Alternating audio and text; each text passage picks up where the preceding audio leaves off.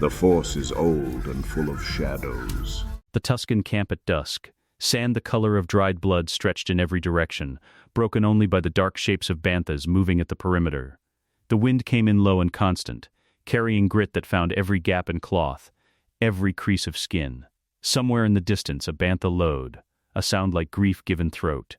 Inside the hut, Anakin Skywalker knelt on hard-packed earth and held what was left of his mother.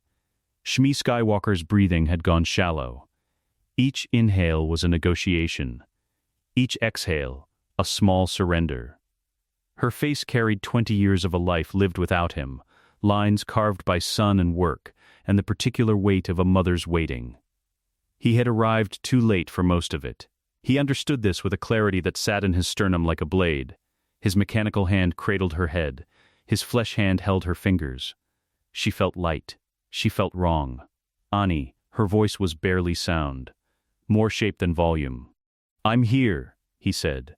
The words came out steady. He had no idea how. "You look." A breath. A pause long enough to swallow. So handsome. The blade in his sternum turned. "Don't talk," he told her. "Save your strength. We're going to get out of here. I'm taking you home." Her lips curved. Not quite a smile. Something older than a smile. An expression that only belongs to someone who has made peace with a truth the other person hasn't reached yet. "My son." Her fingers tightened, barely, around his. "I'm so proud of you. I'm so glad. You're with me." He started to answer. Her hand went still. The breathing stopped. The wind kept moving outside, indifferent, carrying sand from one dune to another. The bantha lowed again. Anakin Skywalker remained exactly where he was, kneeling on the earth of a world he hated, and did not move. He did not move for a long time. The feeling began in his chest. He recognized it the way you recognize a sound before you identify the source, not as something external arriving, but as something interior that had always been there, sealed behind a pressure valve, and the valve was giving way. Not anger. Not yet. Something older and hotter than anger. Loss. Raw, structural loss. The kind that doesn't announce itself as an emotion because it is too large to fit inside that category. It felt like a load-bearing wall being pulled from a building while the building was still occupied. The force around him responded. Not to a decision. He made no decision. His hands did not reach for his lightsaber. His mind did not form the words slaughter or revenge or Tusken or anything with edges that could be grasped and examined. The force simply responded to what he was, a wound that had just been opened, and the response was structural. The earth shook. Sand cascaded from the hut's walls in thin streams. Outside, the banthas vocalized, "Panic now, not grief." The ground beneath his knees vibrated with a subsonic frequency that he felt in his back teeth. The wooden posts holding the hut upright creaked, then cracked. He pressed his forehead to his mother's hand. The force quake built for 3 seconds. It felt like an hour. Then the floor gave way. Silence. Total. Absolute silence. No wind. No banthas. No camp. Then, impact. He hit stone, rolled on instinct, felt the shock travel up through his shoulder and hip, and came to rest on his back in complete darkness. For a moment, the only thing in his awareness was the ceiling he could not see, and the ache of every nerve in his body recalibrating. He lay there. He breathed. Above him, somewhere unreachable, was the camp. The body. Everything he had arrived too late to save. Here, there was only dark and the smell of stone 4 millennia old. He found the walls by feel. The chamber was large. His voice, when he tested it with a low sound, returned to him with the particular quality that belongs to enclosed spaces that have held nothing but air for a very long time. The floor under his boots was not sand, not packed earth. It was cut stone, dressed in a pattern he couldn't see but could trace with his fingers, interlocking geometric forms that felt neither republic nor separatist, nor anything in the vocabulary of the galaxy he'd grown up inside. In the center of the chamber, something pulsed, faint, rhythmic, The precise interval between pulses was not mechanical. It matched the pace of his own heartbeat. He crossed toward it without making the conscious choice to do so. The pedestal was chest height, carved from the same dark stone as the floor.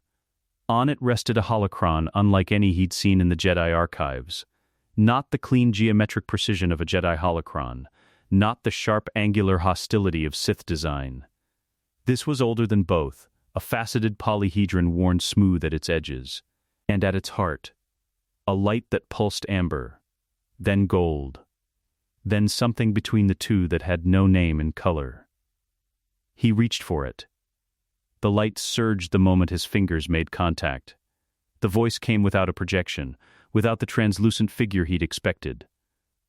Just a voice, low, male, carrying the particular texture of someone who had earned every word they were about to say. "You want to burn the world for what it took from you." Anakin's jaw tightened. "I know that want," the voice continued. "I built an empire from it once, not a metaphor. A literal empire. Fleets, armies, 1,000 systems brought to heel by a grief I told myself was conviction. It cost me everything I was. It cost people who trusted me everything they had." A pause. "Do not make my mistake, and do not make theirs either." "Whose mistake?" Anakin said.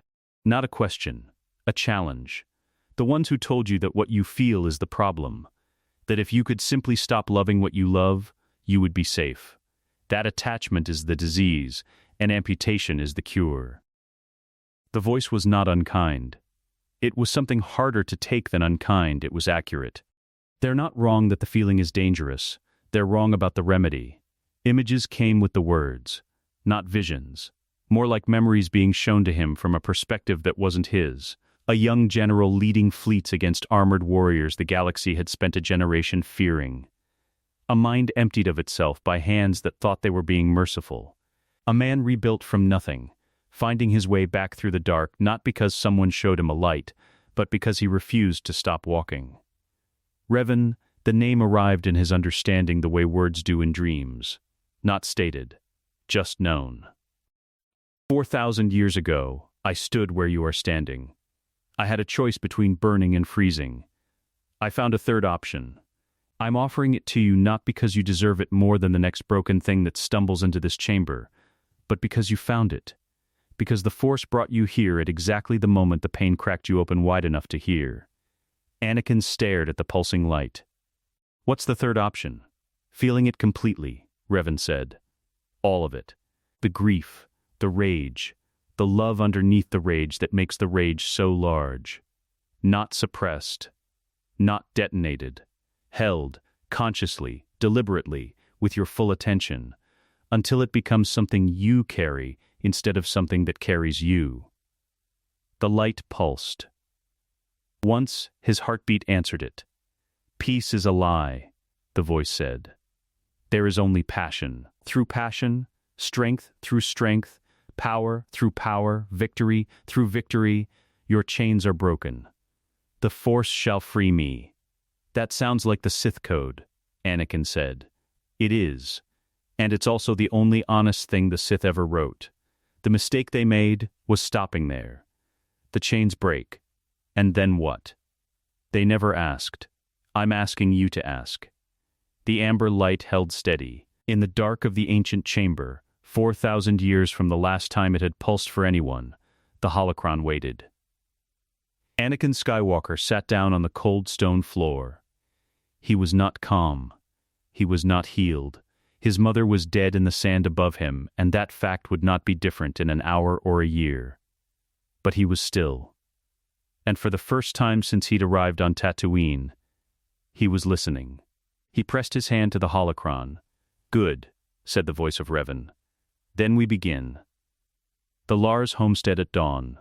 The moisture evaporators stood in their scattered formation against a sky bleeding from black into deep violet, the twin suns not yet risen, but already threatening the horizon with a wash of amber. The dome of the homestead caught the first light and held it, pale and thin, against the surrounding dark. Padmé Amidala stood in the courtyard and watched the direction Anakin had gone. She had been standing there for most of the night. Cliegg Lars had told her it was common. Raiders took people sometimes. Sometimes they came back. His voice had carried the particular flatness of a man who had already done his grieving and arrived at the other side of it, where truth lives without decoration. He'd lost his leg to a raiding party. He'd stopped the search after 30 men died trying. Padmé had listened to all of it with the trained stillness of a former queen and a sitting senator. A stillness that looked like composure, but was in fact a very old discipline. The ability to hold a face in place while the calculations ran underneath. The calculations were not reassuring. Anakin had been gone through the night and into the hours that followed. No comlink response. The speeder bike's transponder signal had gone silent somewhere in the deep desert, which meant either a technical failure or a terrain feature absorbing the signal, or something she was not going to let herself name directly. She was going to wait 1 more hour. Then she was going in after him. He appeared at the ridgeline as the first sun broke the horizon. She saw the shape of him first, recognizable at distance, the way people you love become recognizable by posture and proportion before you can read their face. He was walking, not riding, and he was carrying something. It took her another moment to understand what. His mother, Shmi Skywalker, held against his chest, wrapped in his outer robe. Padmé crossed the courtyard before she decided to move. The Lars family came out behind her, Beru first, then Owen, then Cliegg in his repulsor chair, moving with the careful speed of a man who had already predicted what he was about to see, and was bracing against it regardless. Anakin came down the ridge, and walked into the courtyard, and set his mother down on the stone bench near the outer wall, as though she were sleeping. He arranged her with a care that was almost unbearable to watch. He smoothed the robe across her shoulders. He was precise about it. Exact.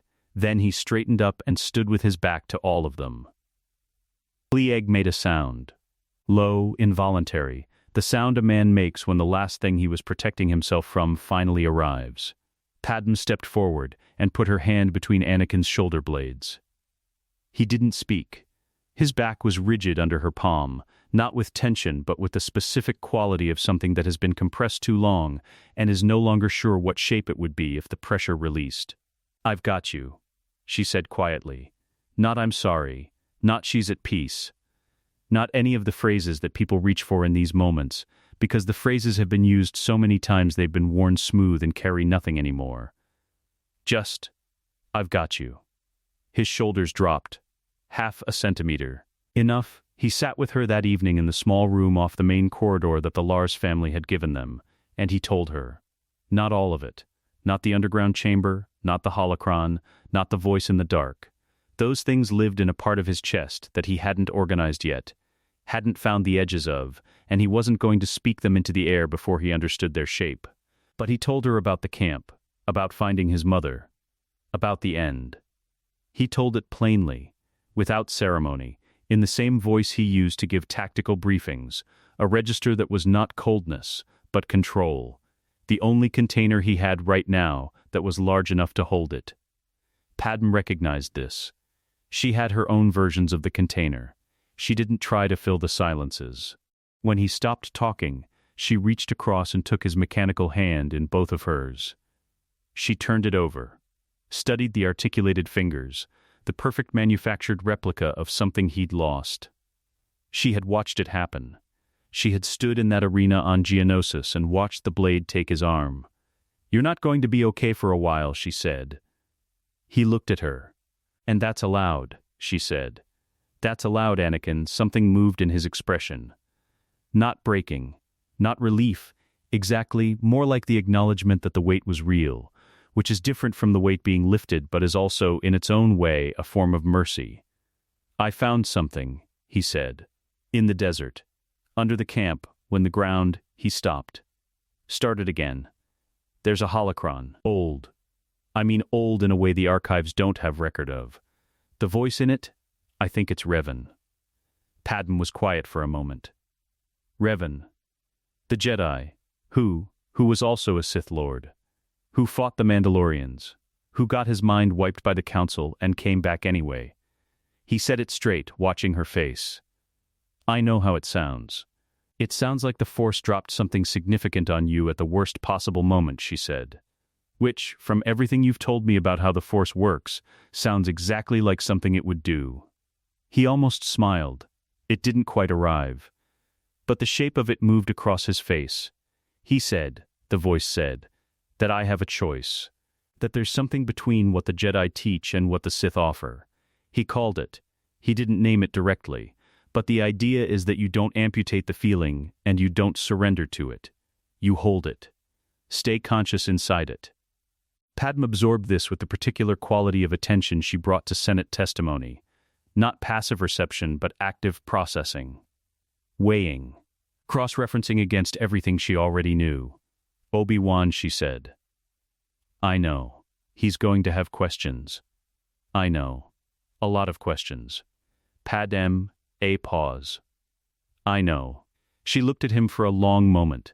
The single lamp in the room put his face half in shadow, and in the shadow she could see the exhaustion. Not of a sleepless night, but of something metabolic, something that went deeper than sleep could reach. Are you going to tell him about the holocron? He took a long time answering. Not evasion. Genuine deliberation. The kind that requires going somewhere interior and looking at several things honestly before returning. Not yet, he said. There's more I need to understand before I hand it to anyone else. Including Obi-Wan. He went back to the desert before the second sun reached its apex. Not to the camp. He had done what needed doing there, and he would not return.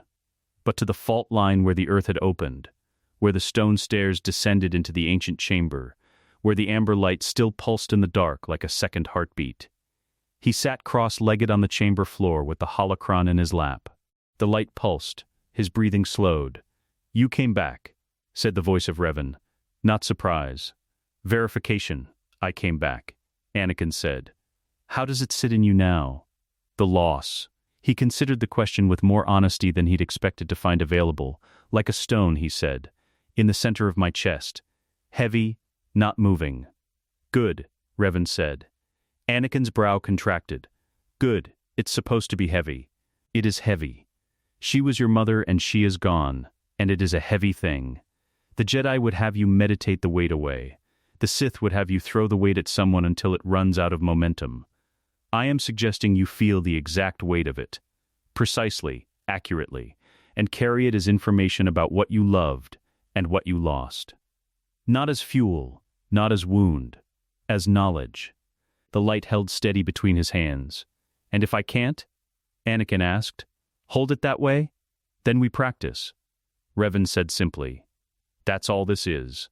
Practice. The twin suns moved across the sky above the desert. Inside the ancient chamber, 4 millennia sealed until last night, something that had been waiting an extremely long time began, quietly, to pass itself forward. Anakin Skywalker closed his eyes. He held the stone in his chest. He breathed. The Petranaki Arena at midday. Geonosis baked under a sun that gave light without mercy, bleaching the sand to the color of bone. The stands rose in concentric rings around the execution floor, thousands of Geonosians clicking and chittering in the specific register that, across most species, means the same thing, anticipation of blood. 3 pillars rose from the arena floor, 3 chains, 3 prisoners who were supposed to die here in front of a crowd that had already decided the outcome. The Nexu paced at the base of Padmé's pillar, muscled and low-slung, its secondary jaw working. The Acklay moved on its articulated legs with the unhurried confidence of something that had no natural predators. The Reek stood at the far end of the arena floor, head down, processing the smells of fear and sand. In the stands, Count Dooku watched from his private box with the patience of a man attending theater he has already seen. Anakin hit the arena floor running. He came in from the eastern gate with the clones, Rex at his shoulder, a dozen troopers fanning wide on instinct, the battle already breaking open around the perimeter as Mace Windu's contingent revealed itself in the stands. Lightsabers came to life across the arena in a ring of blue and green. Anakin's blade was blue. Standard, identical to 100 other Jedi. What was not standard was the mask. He'd put it on outside the gate, a single motion, lifting the ancient Mandalorian faceplate from his belt and setting it in place. The click of it seating against his collar was quiet. Everything that followed was not. The effect moved through the arena in a wave. Not sound. not force output. Pure information. A shape that 4,000 years of cultural memory recognized before the conscious mind caught up. Several Geonosians in the lower stands stopped chittering. A battle droid near the gate turned its photoreceptors toward him, and did not, for 1.3 seconds, execute the next line of its fire protocol. A small hesitation. In a battle, small hesitations are the difference between outcomes. Anakin was already through the gap before the droid caught up. He reached Padmé's pillar in 8 seconds. The Nexu was at its base, having shredded her back in the chaos of the opening engagement. She was still moving, still fighting, still climbing, which meant she was still Padmé, and the situation was recoverable. He took this in without slowing. He reached out with the force and seized the Nexu mid-spring. The creature froze 3 meters off the ground. All 4 limbs churned against nothing. It was strong. He could feel the animal's weight and fury pressing against his telekinetic grip. Every pound of muscle fighting the invisible constraint with the pure, mindless insistence of a thing that has never been stopped before. He closed his fist. The Nexu dropped. It did not get up. He scaled the pillar with his mechanical hand, caught Padmé's wrist, and brought her down in a controlled descent. She landed in the sand beside him, and immediately assessed the arena. Not him, not the Nexu, not the blood on her own back. The arena. The exits. The tactical geometry. He had fallen in love with this woman for 1,000 reasons, and this was one of them. "Are you hurt?" he asked. "Yes," she said. "Keep moving." The battle found its shape quickly. Clone formations pushed the droid lines back toward the arena walls. Jedi held the center, moving in the fluid individual patterns of people who have trained for exactly this kind of chaos. It was working. It was working the way Mace had planned it, which meant it was working exactly well enough to not be a disaster, which was a different thing from winning. Dooku had not moved from his box. Anakin registered this, filed it, moved. He found the Reek charging toward a cluster of clones who hadn't cleared its line. He didn't stop it with force, too much power for a moving target at this range, and the clones needed the lesson less than he needed the conservation. He went lateral, got inside the Reek's turn radius, planted his blade in the joint between neck and shoulder as it passed. Quick, clean the Reek went down mid-stride. Obi-Wan was at his left shoulder when he came out of the rotation. They had not spoken about the mask. This was because there had been no time, and also because Anakin had made a private decision that the conversation would happen on his terms, when he had enough of Revan's teaching to explain what the teaching was. On the transport from Tatooine, Obi-Wan had looked at him for a long moment and said nothing. The nothing had been very full. Now, fighting back-to-back in the center of the arena while clone troopers consolidated the perimeter, Obi-Wan said his name. Anakin, bit busy. Master, the mask. An Acklay leg came down 6 inches from Anakin's left foot. He stepped inside it, drove his blade up through the joint, stepped out. The leg buckled. The creature lurched. "We're discussing this later," Anakin said. "We are absolutely discussing this later," Obi-Wan agreed, and decapitated a battle droid without looking at it. "I merely want to register for the record that I have questions." Noted. Many questions. Obi-Wan. Continuing, the arena was almost clear. Clone formations had compressed the remaining droids into 2 pockets near the far gate. The Jedi were consolidating, pulling back toward the center, conducting the kind of controlled battle math that happens when trained warriors realize the engagement has peaked, and the next phase is extraction. That was when Dooku stood up. Not dramatically. With the unhurried deliberateness of a man who has been waiting for the meeting to come to order. He descended from his box to the arena floor, robes undisturbed, silver hair immaculate, the particular posture of someone who has not yet considered the possibility that things might not go his way. He looked across the arena floor. At Mace. At the clones. At Obi-Wan. Then, his gaze settled on the masked figure standing in the blood-marked sand, and it stayed there. The force around Dooku was old and precise, decades of Sith discipline wrapped around a core of genuine ability. Anakin could feel it the way you feel a cold current in warm water. Specific, deliberate, testing. Dooku was trying to read him. The mask gave him nothing to read. "Skywalker," Dooku said. His voice carried effortlessly across the arena's open space. Curious piece of theater. A gesture toward the faceplate. A Jedi Knight wearing the legacy of a figure your order would rather forget. I wonder if your council knows what sits in your archives. Anakin said nothing. The nothing bothered Dooku more than a response would have.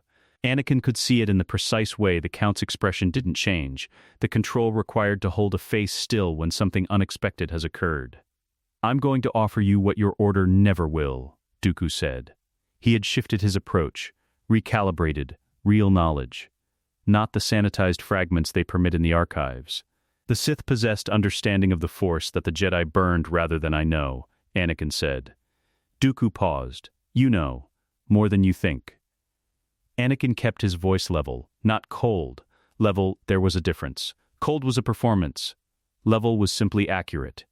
"And I know what you're doing right now. You're looking for the edge. The grief, the resentment. The thing that's already loose that you can pull until it tears the rest of the way open." He tilted his head slightly. "It's not there." Dooku's lightsaber came to life. Curved hilt. Red blade. Elegant. And precise. Like its owner. "Then I'll simply have to make new wounds," Dooku said. He was faster than Anakin expected. The first 3 exchanges were Dooku taking his measure, probing attacks in Makashi's precise, linear form, feeling for the gaps. Anakin met each one with Gemso's aggressive deflection, not giving ground, pressing the energy of each parry back through the hilt into Dooku's arms. He felt the Count recalibrate after the second exchange. The third came at a different angle. The fourth didn't. Obi-Wan arrived at Anakin's side and the geometry changed. Then it changed again. Dooku's hand came up, and the Force hit them both like a wall. Anakin got his arm up in time to deflect the worst of it. Obi-Wan was not as fast. He went down hard. The sound of it, a Jedi Master hitting stone, was the kind of sound that goes into the body instead of past it. Anakin stood between Dooku and Obi-Wan and felt the stone in his chest shift. Not detonate. Not ignite. Shift, the weight of it moving into something that was not grief anymore, but was not separate from grief either. He raised his blade. Dooku studied the masked figure across 3 meters of Geonosian sand. Something in his expression had changed. The calculation was still there, but it had a new variable in it now that hadn't been there at the start. Uncertainty. He stepped back. "This isn't over, Skywalker," Dooku said. He was gone before the last word landed, a Force-assisted exit into the tunnels beneath the arena, precise and unhurried even in retreat. Anakin did not pursue. He turned and went to Obi-Wan, knelt beside him in the sand. His master was conscious, breathing, holding his side with a careful pressure that communicated ribs rather than anything worse.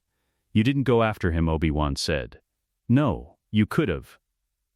"Yes." Obi-Wan looked up at the mask for a long moment, at the faceless surface that gave him nothing, no tell, no readable intent, no emotional broadcast to triangulate off of.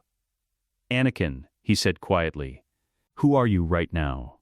The question sat between them in the hot Geonosian air. "Someone working on it," Anakin said. "Help me get you up." The Jedi Temple on Coruscant. The 5 spires rose above the planet's endless cityscape into a sky thick with traffic lanes, and the particular amber haze that came from 10 trillion lives burning energy simultaneously. From the outside, the temple looked permanent. Immovable, the kind of structure that makes the beings inside it feel that the institution is older than their questions and will outlast their doubts. Inside the High Council chamber, 12 seats formed their familiar circle. Morning light came through the curved windows and fell across the floor in long pale rectangles. It was the kind of light that looked like clarity, and wasn't. Anakin stood in the center of the room without a hood, without armor, without the mask, which sat on his belt in its clipped position, present but dormant. He had decided this deliberately. The council deserved to see his face for this conversation. What he was about to say required that they have no excuse to avoid engaging with the man saying it. Mace Windu sat with his hands folded and his face arranged in the expression he used when he had already made a decision and was conducting the meeting to produce a record of having listened. Yoda's eyes were open and still. He had not moved since Anakin entered. Obi-Wan had asked for the meeting. This was the first complication. Anakin had planned to bring this forward himself, on his timeline, when he had enough of Revan's framework consolidated to present it coherently. Obi-Wan had preempted this by filing a formal report, not out of betrayal, Anakin understood, but out of the deep Jedi instinct that said the Council must know before any other instinct could intervene. The report contained the mask, its apparent age and origin, the underground chamber on Tatooine, Anakin's behavioral anomalies at Geonosis, the confrontation with Dooku, and a line near the end that read Knight Skywalker appears to be operating from a philosophical framework I have not been able to identify as consistent with either the Jedi Code or any known Sith teaching. That last line had cost Obi-Wan something to write. Anakin knew this without needing to be told. The object in question, Mace said, is a Sith artifact. It's a holocron, Anakin said, predating the current Sith lineage by nearly 3,000 years. Containing Sith teaching. Containing Revan's teaching. Which includes elements of both traditions. That's the point. Mace's expression didn't shift. The point. The point of what Revan arrived at. That the binary is false. That suppressing emotion doesn't neutralize the dark side, it just pressurizes it. That there's a third way to engage with the Force that doesn't require amputating everything that makes you. He stopped. Restarted more precisely. Everything that makes you capable of understanding what you're protecting. The chamber held the words. 12 Jedi Masters processing in parallel. Ki-Adi-Mundi leaned forward. Skywalker, the Sith Code. I know the Sith Code. I've known it since I was 13. Knowing a thing isn't the same as being governed by it. He kept his voice even. Revan knew it and wrote past it. That's the document I'm studying. The object remains a Sith artifact. Mace said. Regardless of its provenance, the Council's position on darkside relics is not ambiguous. With respect, Master Windu, I didn't ask for the Council's position. I came here to tell you what I found, and what I intend to do with it. Those are different things. The silence that followed this was the kind that has a temperature. Obi-Wan sat in the outer ring and said nothing. This was also deliberate. He had given the Council the information they needed. What happened next was between Anakin and 12 Masters, who had spent decades building certainties that were, Obi-Wan was privately beginning to think, not as certain as they required. He watched Mace's face. He watched Yoda, who had still not moved. He had been watching Anakin since Geonosis, not suspiciously. Not the way you watch someone you don't trust, but the way you watch someone you love who has been through something you can't fully see and returned, changed in ways you're still mapping. The mask bothered him less than he'd expected. What bothered him was what was underneath the mask, not darkness, which he was trained to detect, but something he didn't have clean vocabulary for. Stillness, controlled, deliberate stillness, in a man who had spent the last decade in motion. It was either the most concerning thing he'd seen in 20 years of knowing Anakin Skywalker, or the most hopeful. He genuinely could not determine which. Mace Windu placed both hands flat on his chair's armrests. You will surrender the holocron to the Temple archives. It will be studied under controlled conditions by No, Anakin said. The word arrived in the chamber without heat, without aggression, simply as a fact. Mace's eyes narrowed by a fraction. That was not a request. I understand that. Anakin held the Council member's gaze with the same steady accuracy he'd held Dooku's across the arena sand. And I'm telling you clearly that it won't happen. Not because I'm defying the Council for the satisfaction of it. Because the holocron is a teaching that is actively in progress, and removing it to the archives means putting it in a room where it will not be engaged with. It will be categorized, sealed, and forgotten. The way 100 other things in that building have been categorized, sealed, and forgotten. You speak with remarkable certainty for a knight who has had this object in his possession for 11 days. Anakin didn't wait for the sentence to finish. And I know what I know. I know what Revan's framework did at Geonosis. I felt what it did. I had a weapon, Dooku, and everything Dooku was baiting, and I didn't take it. Not because I was suppressing the impulse, because I could hold the impulse and look at it, and choose not to use it. A pause.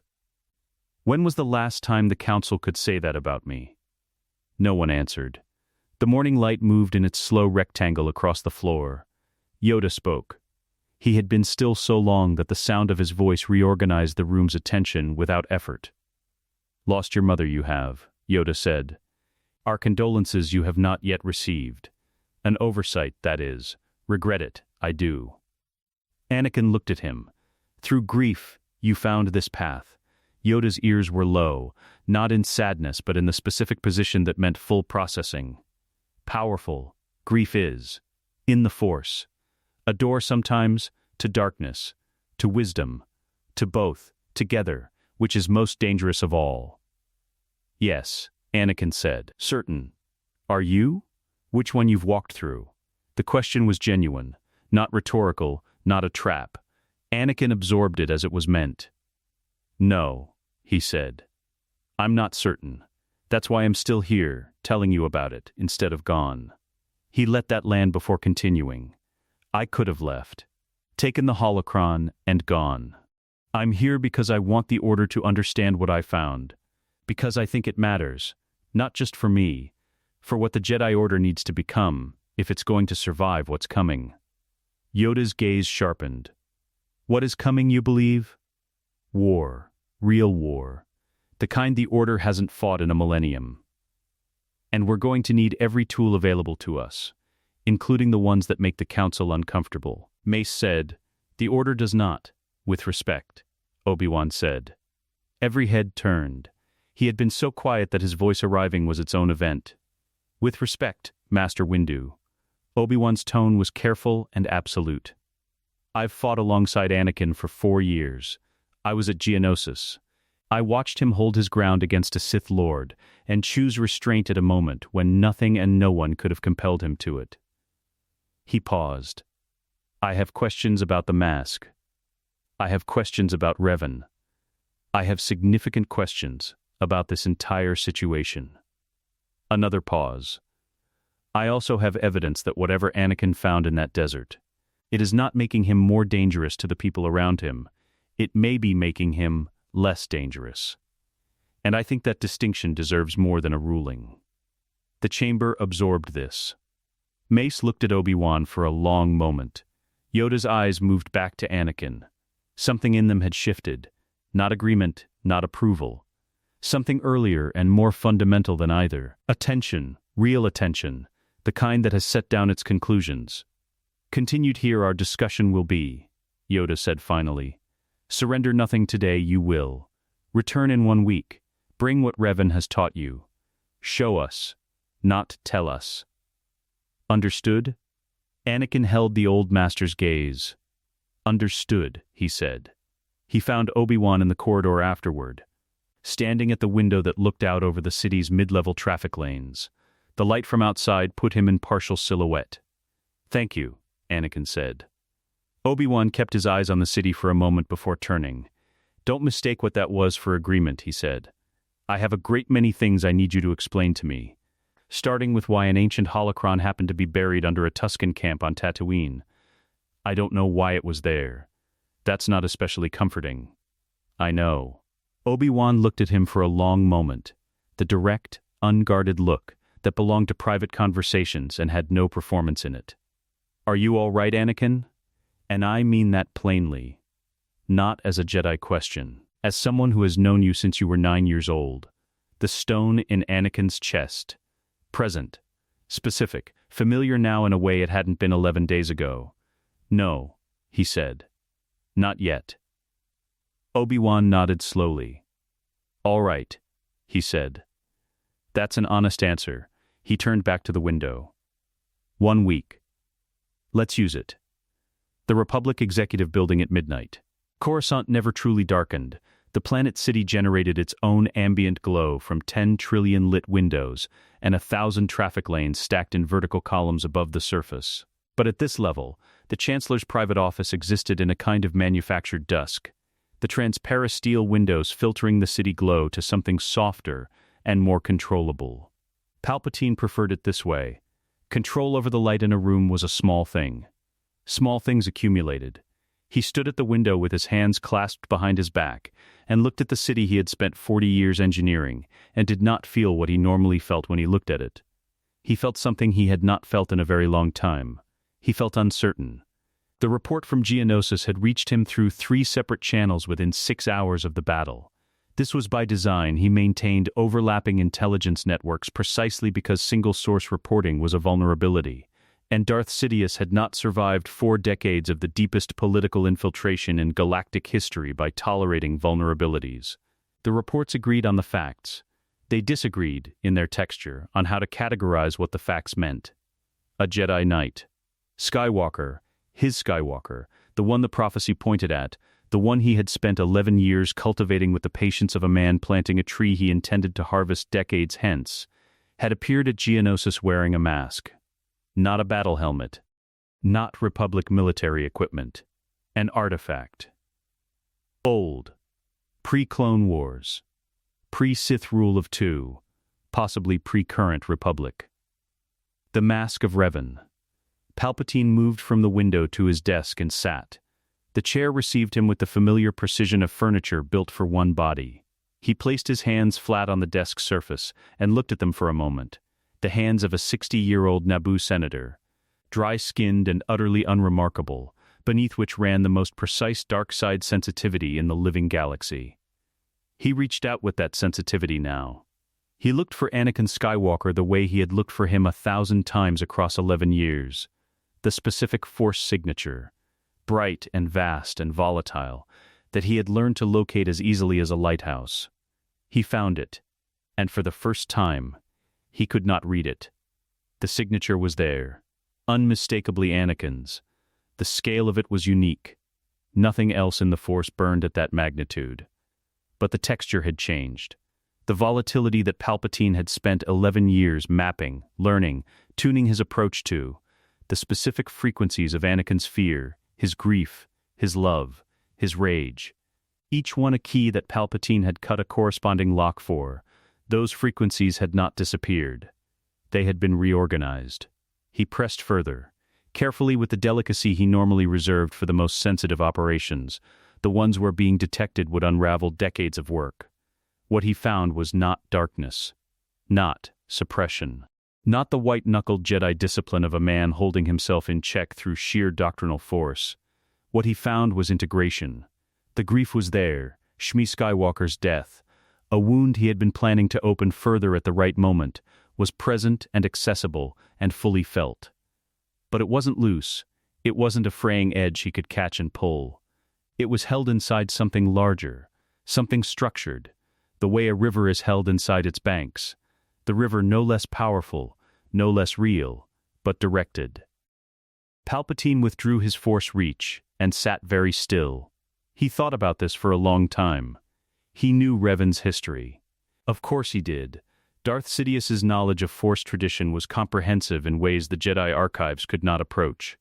He knew the Mandalorian Wars, the Jedi Civil War, the Mind Wipe, the peculiar philosophical endpoint Revan had arrived at before his disappearance into the unknown regions. He had filed Revan under historical curiosity and closed case some decades ago. He was revising that categorization now. The mask was not the problem. The mask was a symbol, and symbols could be managed.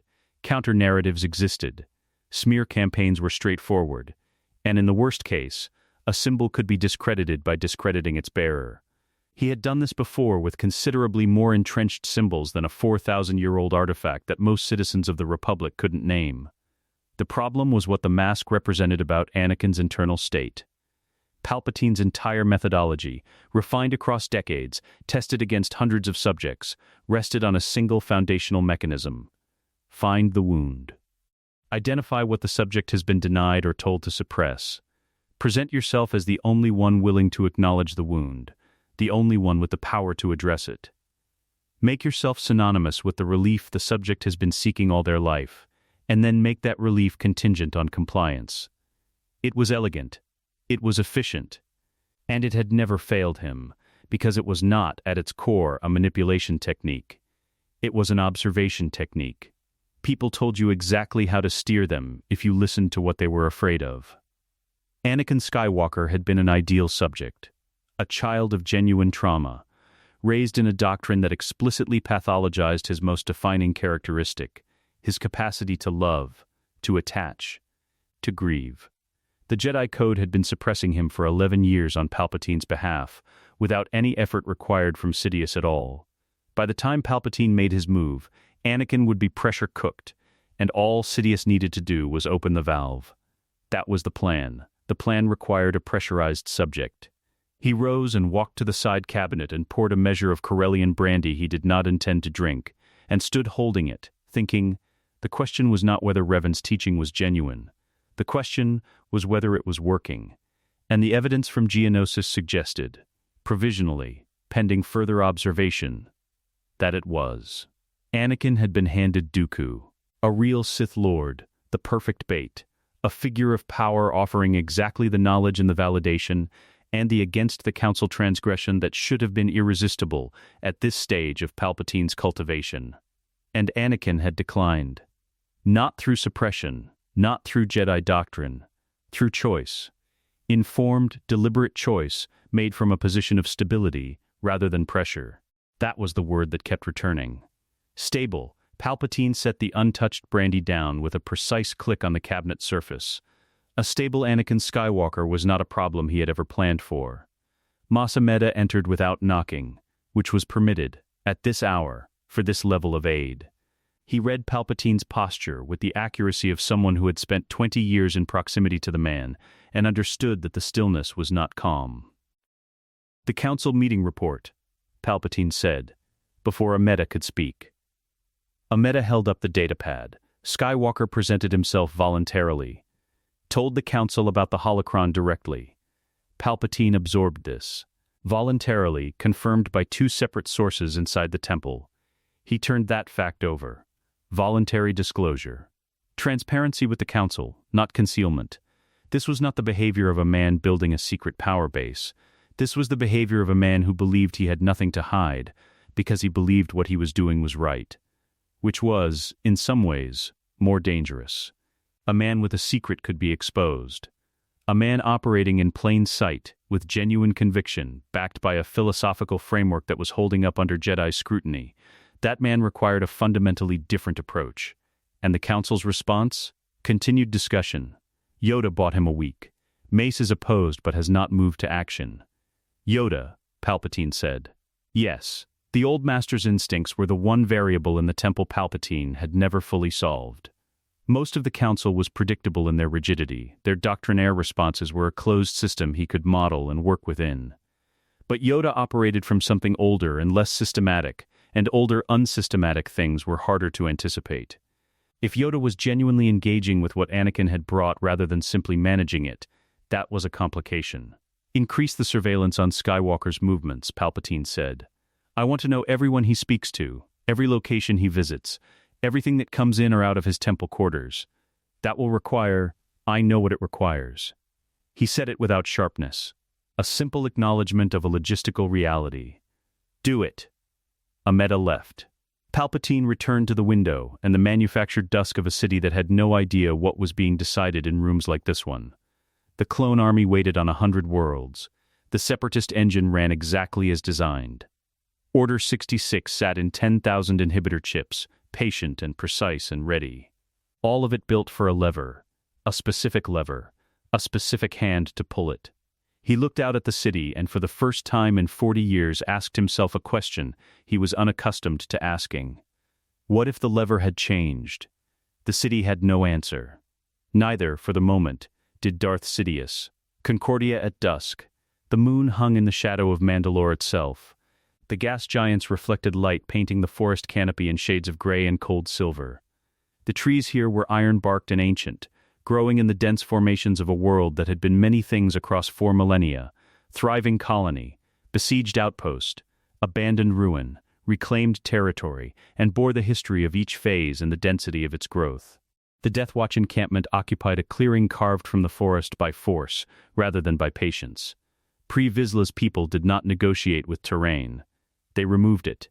Anakin walked into the clearing without an escort. This had been the condition. 3 days prior, a courier had arrived at the Jedi Temple carrying a message with no sender identification and a Mandalorian crest pressed into the seal. The message contained 4 sentences. The first 3 established the location, the time and the terms. Come alone, come unarmed of Republic insignia, come masked. The fourth sentence was 2 words. We know. He had told Obi-Wan about the message. He had not told the Council. Obi-Wan had argued against this for 45 minutes with the precise, structured thoroughness of a man who understood he was going to lose the argument and wanted his objections on record regardless. The mask was on. The lightsaber was on his belt. The Force was present around him in the way it always was now. Not a tool he reached for, but a medium he moved through, like a diver who has stopped noticing the water. 50 Death Watch warriors ringed the clearing. He counted them in the first 3 seconds, without appearing to count. In the center, Pre Vizsla stood in full Mandalorian armor, black lacquered, the Vizsla clan markings running in silver along the pauldrons. He held the darksaber at his side, not ignited, not sheathed, a deliberate in-between position that said, I have not decided yet what this conversation is. Anakin stopped 10 meters from him and waited. Vizsla studied the mask for a long time. It was an old face, not Vizsla's face, which was maybe 40 and sharp with the specific confidence of a man who had won enough fights to believe winning was his natural condition. The mask's face was old the way stone faces on ruins were old, worn at the edges. Every scratch and mark an event that no living being had witnessed. You found it, Vizsla said. Not a question. In a vault, under Tatooine. Tatooine. He said the word with a particular Mandalorian flatness, not contempt, not surprise, just the acknowledgement that the universe puts important things in inconvenient places, which everyone already knew. Revan won the Mandalorian Wars by understanding us better than we understood ourselves. He took a Mandalorian mask from the ruins of Cathar, wore it through every battle that followed. Our face on a Jedi general. What he did with ours we know. What he did with his own, he gestured at the faceplate. Different story. He buried it, Anakin said, along with everything else he learned. And you dug it up. It found me. Vizsla's eyes, visible through his visor, moved across the mask with an attention that was almost archaeological. Why are you here, Jedi? Because the galaxy is about to become something none of the current factions are equipped to survive intact. The Republic is a vehicle for something it doesn't know it's carrying. The Separatists are a weapon pointed in the wrong direction. The Jedi Order is excellent at maintaining a peace that no longer exists. Anakin kept his voice even, factual, and the Mandalorian clans are divided over a schism that a 4,000-year-old mask predates entirely. The 50 warriors in the ring were still, the kind of still that belongs to people who are trained to move fast and are choosing not to. You're not here to negotiate, Vizsla said. You're here to challenge. I'm here to let the mask speak for itself. If the clans want to answer it, I'll be here. Vizsla ignited the darksaber. The black blade had its own sound. A lower pitch than a standard lightsaber, with a resonance that came from the blade's unique construction and 1,000 years of use. It was a beautiful weapon. It was also, Anakin had noted in his preparation, the single most politically significant object in current Mandalorian culture. Whoever held it held a claim, and whoever defeated its holder inherited that claim. Coat, Vizsla said. Glory, the formal word that preceded a formal challenge. Anakin ignited his blue blade. The darksaber came in fast and lateral. Vizsla's footwork was excellent, economical, the product of a lifetime in a culture that treated combat as education. Anakin met the first strike with Gemso's characteristic downward deflection, pressing the energy back through the crossguard and into Vizsla's forearms. Not enough to disarm. Enough to measure. Vizsla adjusted in real time. Good instincts. He came back with a tight combination. 3 strikes in a vertical pattern designed to walk a defender's guard upward before the true attack came low. Anakin recognized the pattern on the second strike and didn't take the bait, dropping his guard instead and using the force to accelerate a lateral step that put him outside Vizsla's extended reach. The darksaber cut air.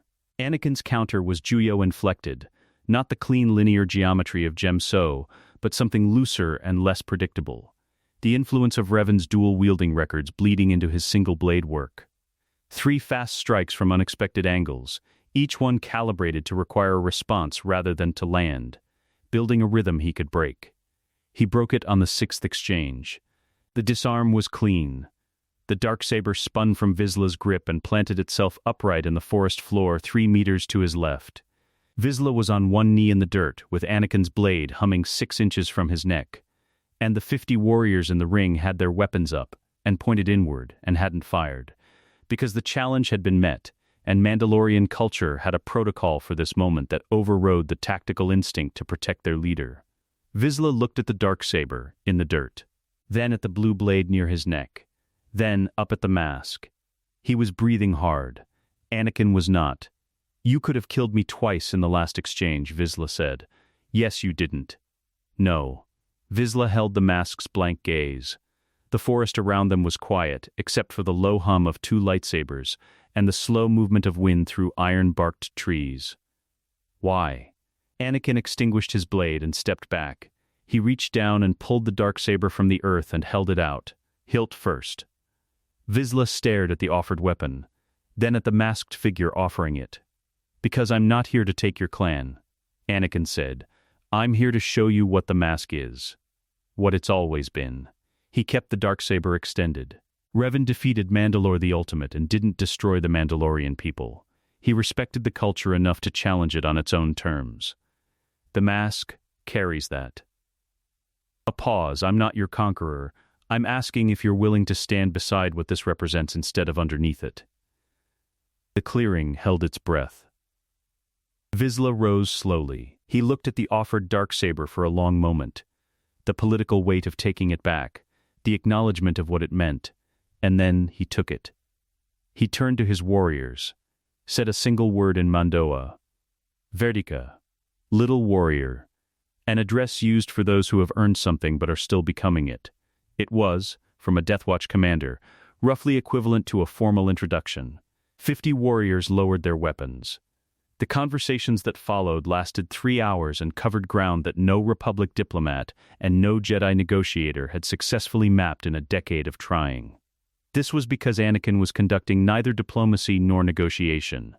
He was talking to soldiers about war, about what was coming, about what the Republic was not telling its own citizens, about the inhibitor chips he had learned of from Revan's records of Old Republic military architecture, about the Separatist droid army's fundamental weakness when facing an enemy it had no engagement data on.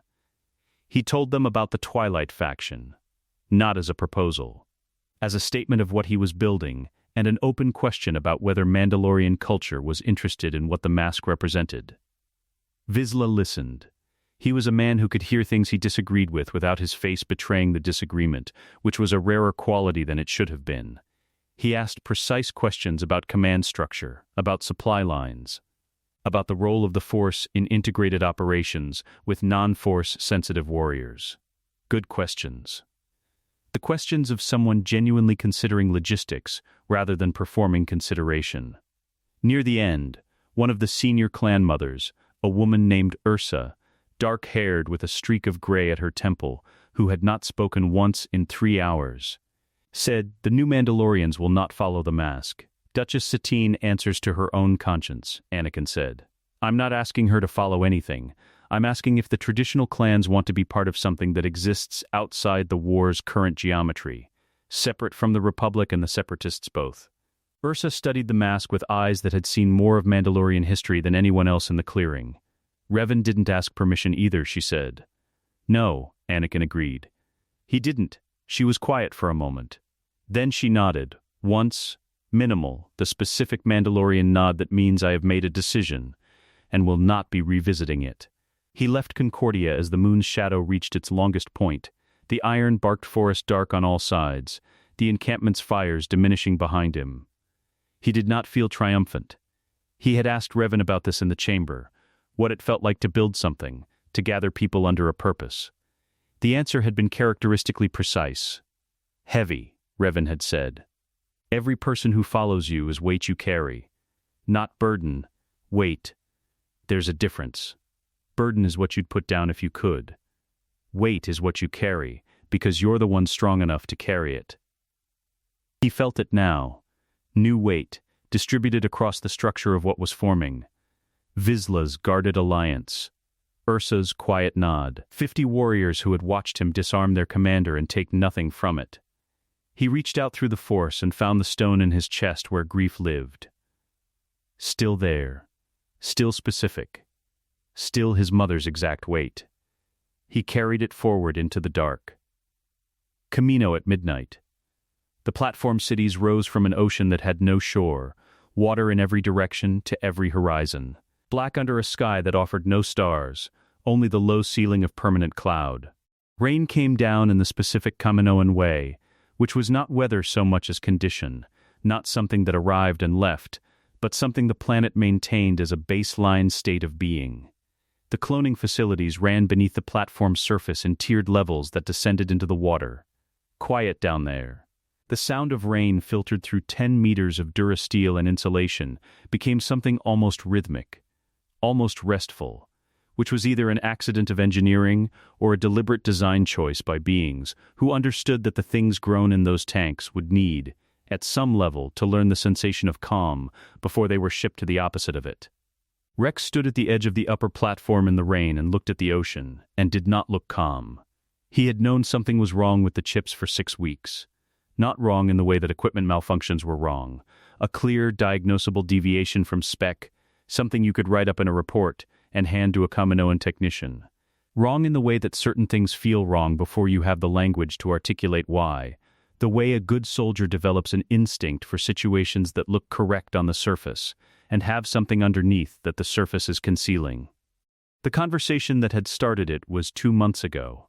Fives, an ARC trooper with enough accumulated operational experience to make him effectively impossible to dismiss, had brought him evidence of a behavioral modification sequence embedded in every clone's neural implant. Fives had been dead within the week. Accident, the official report said. Rex had read the report 4 times and not believed it once. He had done nothing with this. He had carried it the way you carry something that has no safe place to be put down, carefully, constantly, never looking directly at it in front of anyone else. Then Skywalker had come to Camino. The meeting had not been arranged through official channels. No Republic request, no Council authorization, no record in the Temple's outgoing communications. Skywalker had arrived on a civilian transport with a Mandalorian escort, 2 of them, silent and helmeted, who stayed with the ship, and found Rex on the upper platform through means Rex was choosing not to examine too carefully. The mask had been off. This was the first thing Rex had noticed. The second was that Skywalker looked like a man carrying something very specific and very heavy, and doing it with enough control that most people wouldn't see the weight. Rex had seen it. He'd spent 3 years learning to read the general's face, in the kind of situations where faces tell you more than debriefs. "I know about the chips," Skywalker had said. Rex had not responded immediately. He'd looked at the ocean for a moment. Then, how? Old records. Older than the Republic. The architecture of the programming isn't new. It's an adaptation of something that was used in early Republic military history. Clone adjacent. The original designers left documentation. A pause. Revan's documentation. Rex had turned to look at him then. The name meant something. He'd done enough history to know the broad strokes. The chips are Order 66. Yes, the word sat between them in the rain and the dark. Rex was not afraid. This was important to understand, not as a boast, but as information about what fear was and wasn't in the context of a man grown in a tank and trained since the age of 3 for combat. Fear was a signal. He was well acquainted with its signal. This was something else. This was the specific sensation that arrives when a truth you've been half-knowing for a long time is stated plainly by someone outside your own head, and the knowing and the stating meet, and everything that required ambiguity to remain manageable loses its ambiguity. The chips were Order 66. He was carrying a kill switch aimed at everyone he'd spent 3 years fighting beside. "How many know?" he asked. "Kicks," Skywalker said. "Jesse suspects but hasn't confirmed. The others," a measured pause. "They don't know what they don't know. That's the design. The Kaminoans knew what they were building, were paid accordingly." Rex processed this. His processing had a particular quality. Fast, non-linear. The kind that happens when someone has been trained not to flinch from bad information, but to route it directly into operational planning. "What are you asking me to do?" "Nothing you're not already considering," Skywalker said. "I'm asking if you want help doing it." The surgical suite was in the facility's third submerged level. A Kaminoan medical technician named Tan Wei, efficient, precise, possessed of the specific Kaminoan quality of being completely absent of moral opinion about the work she performed, had been retained through channels Skywalker didn't detail, and Rex didn't ask about. The procedure took 11 minutes per patient, under sedation. They started with Jesse. Jesse came out of the sedation in a chair bolted to the medical suite floor, blinked twice at the ceiling, and then looked at Rex with the expression of a man whose headache has been present so long he'd stopped calling it a headache. "That's what that was," Jesse said. "Yeah," Rex said. Jesse was quiet for a moment. "How long?" "Since Camino." "Since before Camino." Another silence. Jesse looked at his hands, then at the ceiling, then at the door. The specific sequence of a man rerouting something large through the available infrastructure of a face that was designed for battle, not for this. "Who else knows?" he asked. "In this room?" "Us and the general."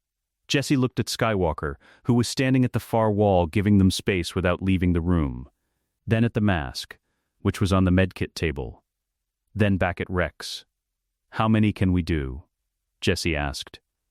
Rex almost smiled. This was why Jesse. "As many as are willing," he said. "And we'll need to be careful about who we approach and in what order." "Five's figured it out," Jesse said. "Yes, they killed him for it." "Yes," Jesse stood up from the chair. He was steady on his feet. The sedation had cleared cleanly. He looked at Skywalker again, and this time held the look. "Where are we going, General?" "After," Skywalker said, "somewhere that isn't inside either side of this war." Jesse nodded, once, with the same economy that Ursa had nodded on Concordia. "A decision made without performance." "Right," he said. "Who's next?"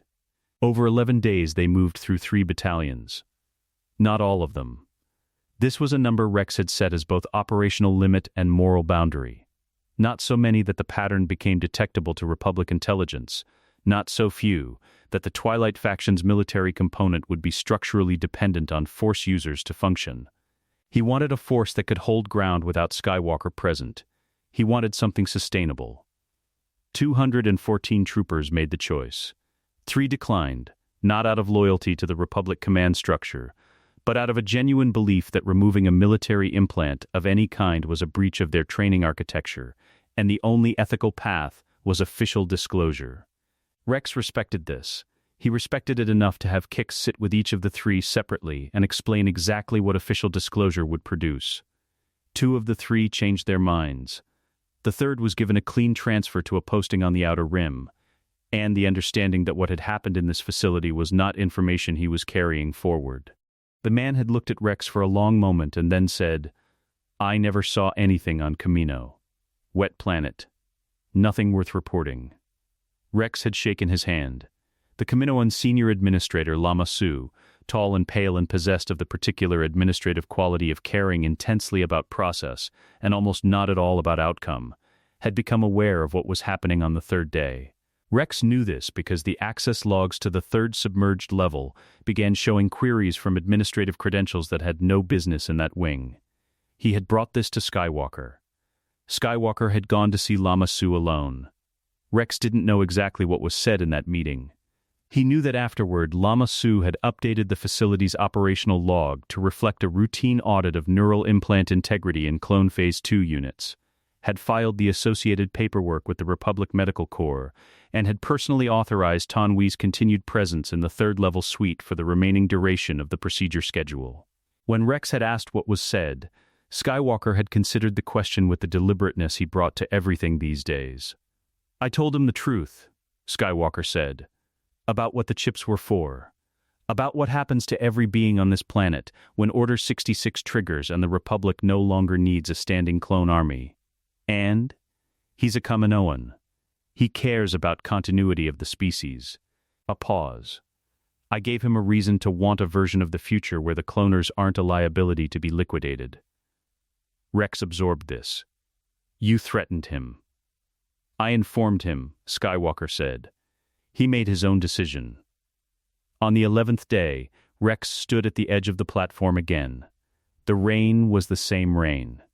The ocean was the same ocean. The sky maintained its permanent cloud ceiling without interest in what was happening underneath it. 214 brothers were no longer carrying a kill switch in their skulls. The Twilight faction had its army. He heard footsteps behind him and knew without turning that it was Skywalker. The man moved differently than he had a year ago, something in the weight distribution. The ground contact. A quality Rex associated with people who had recently learned something that reorganized how they occupied space. "You know they'll come looking," Rex said, "when the chip query patterns show up in the Republic medical database." "Yes," Skywalker said, "we've got maybe 6 weeks before someone smart enough to read the pattern finds it." "I know." Rex turned around. The mask was on, the faceplate blank and worn and carrying its 4,000 years the way old things carry age, not as decoration, but as simple fact. "Then we'd better be somewhere harder to find by then," Rex said. "Working on it," Skywalker said. The rain came down. The ocean held its vast, indifferent patience around all sides of the platform. Somewhere in the facility below them, 214 soldiers were sleeping without a weapon lodged against their own minds for the first time in their lives. Rex turned back to the ocean. "General," he said. "Captain, thank you." The words sat there for a moment, insufficient and complete at the same time. The way gratitude usually is when the thing being thanked for is too large to be accurately measured. Skywalker said nothing. Rex didn't need him to. The Outer Rim. 6 months of war conducted outside the official record. The Twilight faction moved like weather. No fixed base. No supply chain the Republic's logistics networks could trace. No command structure that matched anything in the Sith tactical database. 3 Mandalorian clans. 214 dechipped clone troopers, a handful of Jedi who had made private decisions about where their conscience sat relative to Council instruction, and one masked figure that the galaxy's 2 dominant military factions had begun, separately and without coordination, to find deeply inconvenient. They hit a separatist staging ground on Hippori first. 63 battle droids, 4 spider tanks, a droid commander designated TF-1726, who had been running probability matrices on the engagement for 4 seconds when the Mandalorians came through the eastern perimeter and the calculation broke down entirely. TF-1726's engagement log, recovered afterward by Republic intelligence, contained a single anomalous entry, unknown variable. No engagement data, probability assessment suspended. The staging ground was gone in 11 minutes. They hit Felucia next. Then a supply corridor in the Tingle Arm that the Separatists had been running for 8 months without Republic interdiction. Then a droid foundry on Hippori's sister moon that had been producing B-2 super battle droids at a rate that would have materially altered the war's timeline if it had continued operating for another 6 standard weeks. It did not continue operating. The pattern the Twilight faction established across these operations was consistent enough to be doctrine and irregular enough to resist prediction.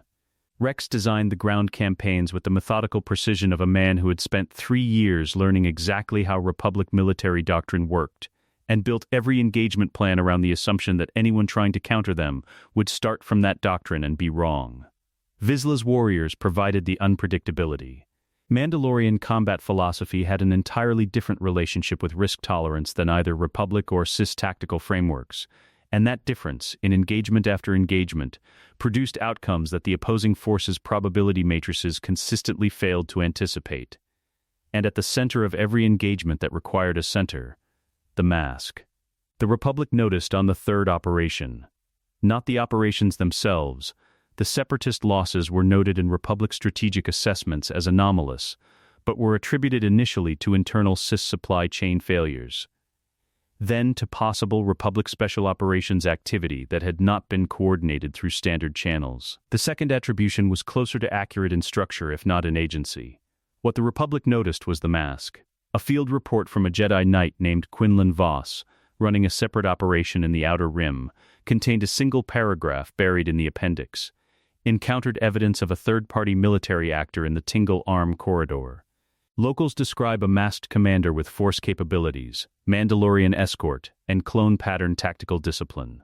Insignia does not match Republic, CIS, or any registered private military contractor. Mask description matches Revan artifact. Temple archives. Sealed section. Reference number R4471. The report reached the Council 8 days after Voss filed it. It reached Palpatine's desk the same afternoon. Obi-Wan found Anakin on the 4th month, in the way that Obi-Wan found things, not through force or tracking but through the particular persistent application of being the kind of person who doesn't stop looking. He arrived alone, which Anakin had told Rex meant either a trap or genuine intent, and the Force told him it was the latter. They sat across from each other in the Twilight Faction's mobile command center, a retrofitted Comarch-class fighter with the Republic markings removed, and a Mandalorian kill tally painted along the porthull, and Obi-Wan looked at Anakin for a long moment without speaking. The mask was off. This was also deliberate. These conversations required his face. "You've been busy," Obi-Wan said. "Yes. The Council is..." He stopped. Revised, Mace is furious. Yoda is quiet. I'm choosing to interpret Yoda's quiet as something other than fury. That's probably accurate. Anakin. The name carried everything the sentence around it didn't need to spell out. The year of absence, the reports, the mask on a field commander's face, in a dozen Outer Rim engagements that the Republic's official war narrative had no category for. "Tell me what this is." Anakin told him.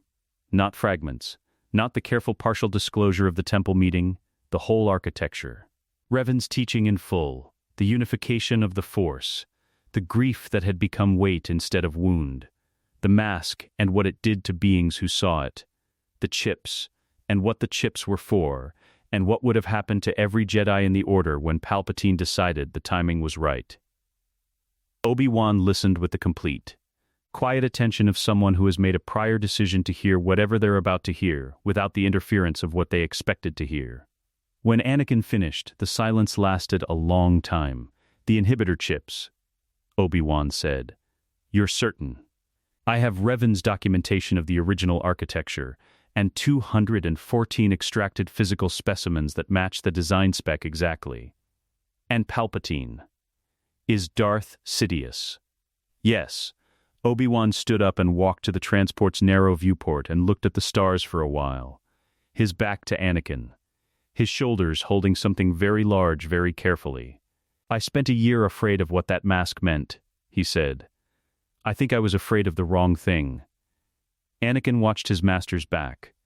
"You weren't wrong to be afraid. Just wrong about why." Obi-Wan turned. His face had the quality it got when he had completed a calculation and was ready to act on the result.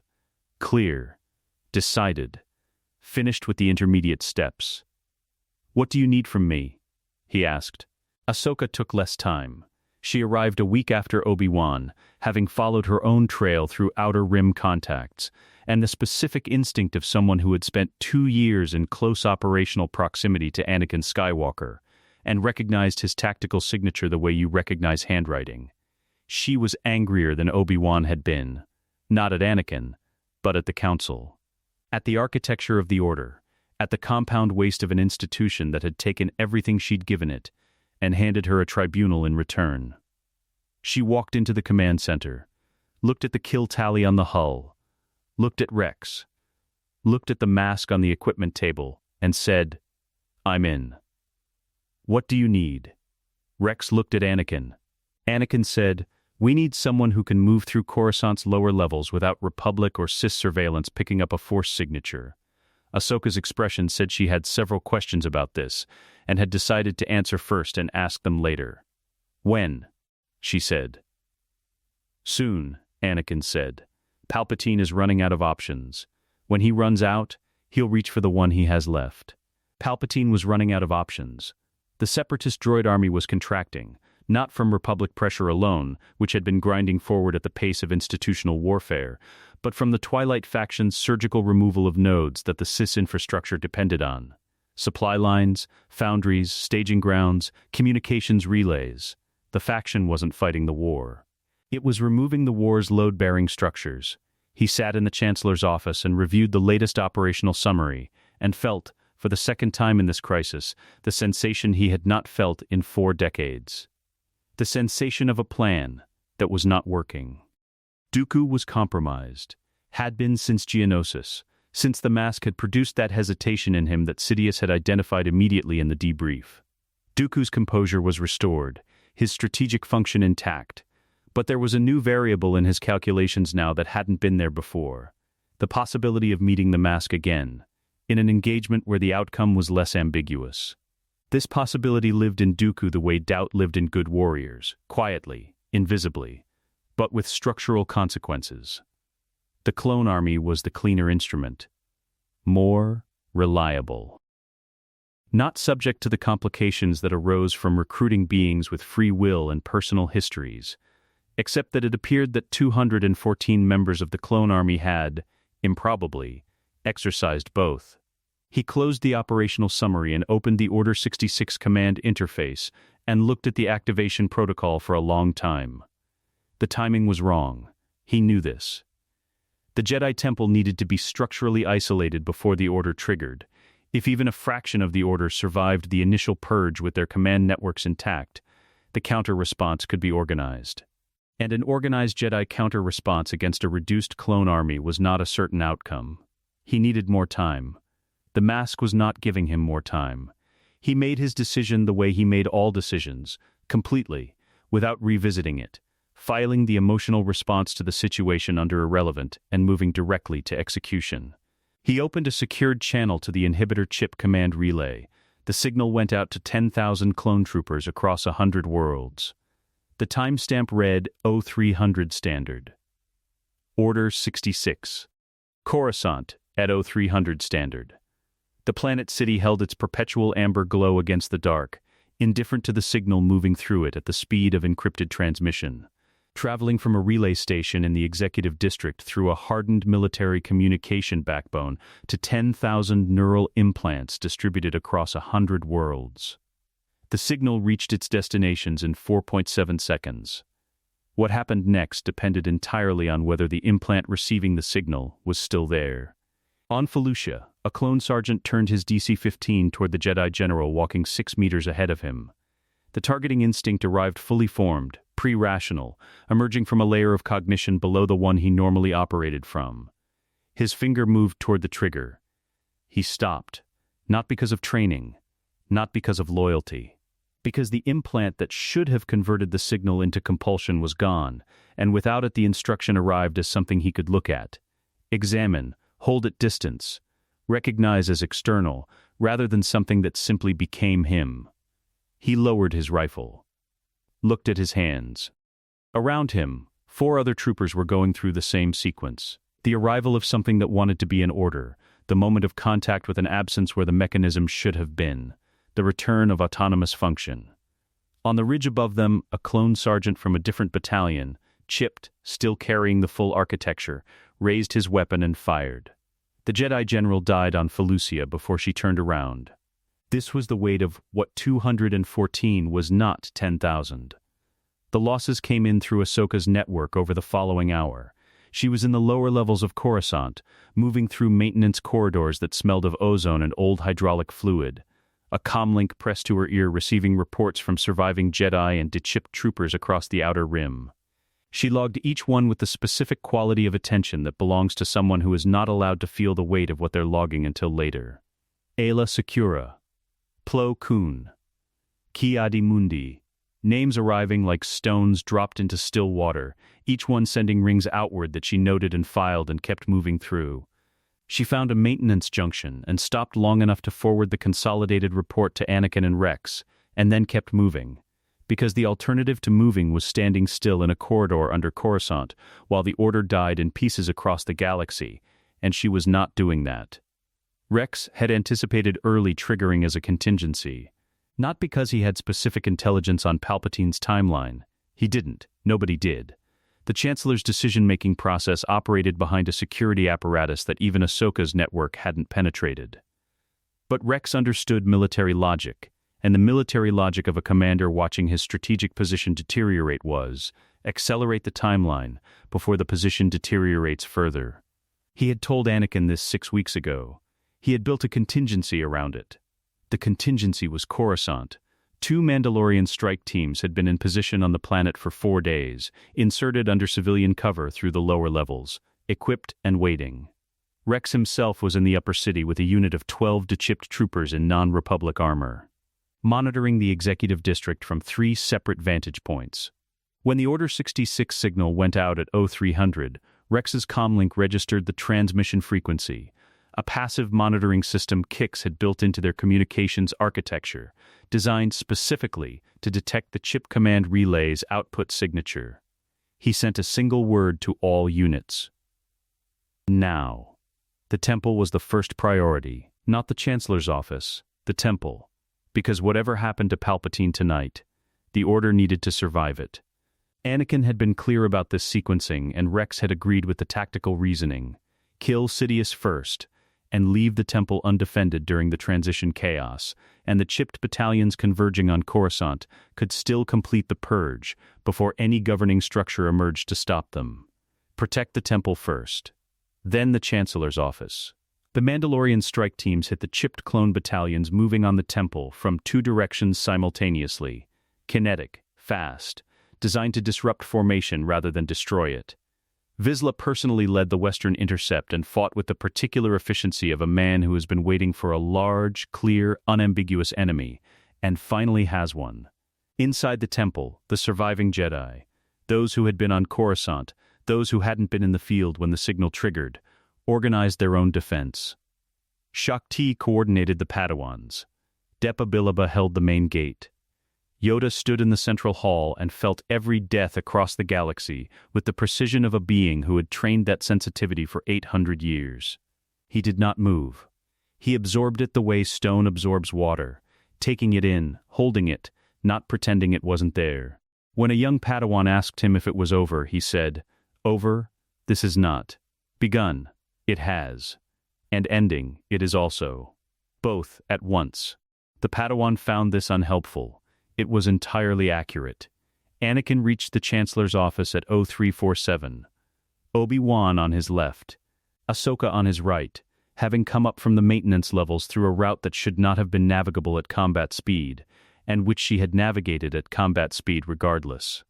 The corridor outside the Chancellor's suite held 6 Senate guards and 2 Republic intelligence operatives who were not, upon engagement, attempting to apprehend anyone. They were attempting to ensure nobody left the building. The distinction was noted. The engagement lasted 90 seconds.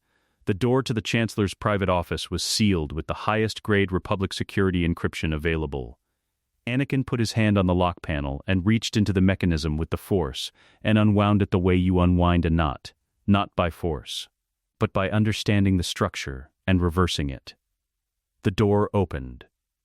Darth Sidious stood at the center of the room. Not at his desk. Not at the window. The center of the room, robes shed, the Chancellor's careful public costume discarded on the floor behind him like a prop that had served its purpose. What stood in its place was older and more precise. The yellow-eyed, gray-skinned reality of a being who had maintained a performance for so long that the performance ending was almost a relief. He looked at the 3 figures in the doorway. At Obi-Wan. At Ahsoka. At the mask. "Skywalker," he said.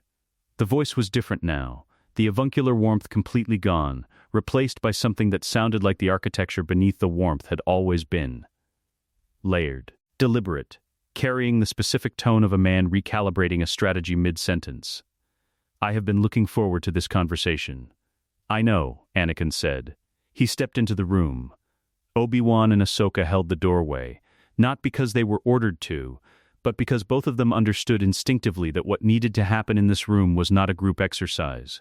Palpatine's eyes moved across the mask with the intensity of a being attempting to read something that was constructed specifically to be unreadable. The frustration was visible, barely, suppressed with skill, but visible to someone who had spent 6 months learning to look for it. "The mask," Sidious said. "I underestimated its utility, not the artifact, the philosophy it represents." A pause that was precisely calculated to feel spontaneous. "You've done what I never could. Anakin, true balance. The Sith want you dead. The Jedi don't know what to do with you. You've built something genuinely new." Something that resembled admiration moved across his face. "Join me," And we remake the galaxy as equals, not master and apprentice. I am done with that architecture.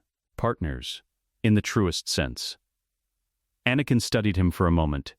You don't understand balance, he said. You understand leverage.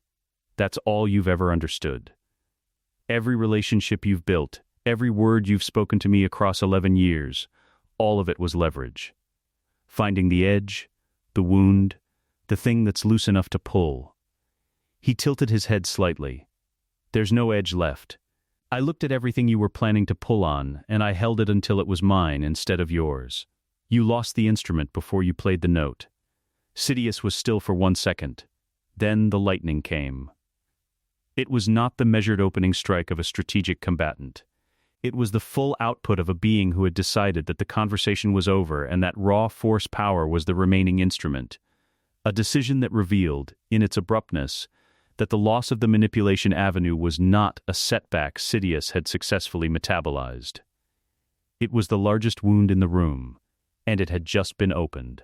The lightning crossed the office in a single coherent arc. Anakin raised his hand. The gauntlet of Revan's technique, not deflection, not absorption in the Jedi sense, but the unified force principle, applied to the most hostile force output available. Receive it completely, feel its full weight, hold it without being owned by it, and return it as something transformed. The lightning hit his palm and stopped. The sound it made was wrong, not the crackling percussion of unimpeded force lightning, but something that inverted. The frequency dropping and then rising as the energy passed through the unified force principle and came out the other side changed, not extinguished, redirected. It was still power, still enormous, still capable of doing exactly what it was designed to do. It was just no longer Sidious's power. The arc reversed. Sidious took it at full return force and went back against the viewport. The transparasteel cracked but held. He was on one knee, breathing in the specific pattern of someone whose system has just processed something it was not designed to process at that magnitude. He looked up at the mask. For the first time in 40 years, Darth Sidious did not have a next move. Anakin crossed the room. He did not run. He did not speak. He walked with the steady ground contact of a man who has made a decision and is simply closing the distance between the decision and its execution. The mask faced forward. The lightsaber came to life in his hand, blue, unchanged from the blade that had fought at Geonosis and Felucia, and a dozen Outer Rim engagements, carrying no drama about what it was. Sidious reached for the Force once more. A final measure, compressed, targeted, the last instrument of a being who had operated on contingencies for 4 decades and had reached the last one. Anakin moved through it, not by overpowering it, by feeling its exact shape and structure and finding the line through it that the unified force principle made available, the line that Sidious, operating entirely from one side of the force's current, could not see, and therefore could not block. He stood over the fallen Chancellor. The blade was at Sidious's throat. The room held everything that had been building for 40 years of manipulation and war and orchestrated suffering, compressed into this exact geometry, the kneeling architect of it, and the one instrument that had been designed to complete it, standing above him having declined to be that instrument. This is not victory, Anakin said quietly, not to Sidious. To himself. Revan's voice had said something like this, that the moments which feel like they should be large often aren't, because the real work happened before them. This is just the end of it. He extinguished Sidious, efficient, resolved, without glee and without hesitation. The blade went out. Silence in the ruined office. The viewport was cracked, leaking the ambient sound of the planet city. Traffic. Wind at this altitude, the distant hum of a civilization that had no idea what had just ended in this room. Obi-Wan and Ahsoka stood in the doorway. Neither of them spoke. Anakin lowered the mask slowly. Not removed it, lowered it. The faceplate tilting slightly forward, the gesture of a man who has finished something, and is acknowledging the finish without ceremony. The stone in his chest, still there. His mother's exact weight. He stood with it in the quiet office and breathed. Coruscant in the weeks that followed did not look like a world that had been saved. It looked like a world that had been through something, which was accurate and considerably less clean than salvation. The Senate convened an emergency session 4 times in the first week, each session longer and more procedurally tangled than the last, producing resolutions that amended previous resolutions and were themselves amended before they cleared committee. The Chancellor's office remained sealed as a crime scene for 11 days while Republic intelligence conducted an investigation into the death of Palpatine and the nature of the organization that had reached the heart of the executive district unopposed. The investigation concluded with findings that were classified at the highest available level, which was the political equivalent of a large room with a closed door behind which everyone could hear a great deal of noise without being able to make out the words. The Sith Emergent Threat Commission was formed. It met twice, and then quietly dissolved, when it became apparent that the threat had already been addressed by parties who were not answering subpoenas. The war ended by stages, rather than by declaration. The Separatist droid army, deprived of Central Command architecture following Dooku's quiet withdrawal from the field, and the collapse of the CIS's primary logistics network, defaulted to local command protocols and began standing down on a world-by-world basis over the following 6 weeks. There were holdouts. There were skirmishes. There was a 3-day engagement on Mustafar that nobody from the Twilight faction attended, and that resolved itself through the specific entropy of a military force that has run out of purpose. The Clone Wars ended not with a ceremony, but with a gradual silence, the sound of very large machinery winding down. The Jedi Council convened a full session at the end of the 3rd week. The chamber held more empty seats than it should have. The losses from Order 66's partial execution. Partial, because of the dechipped battalions, because of the Twilight faction's intercepts, because Ahsoka's network had bought enough warning for enough Jedi to survive.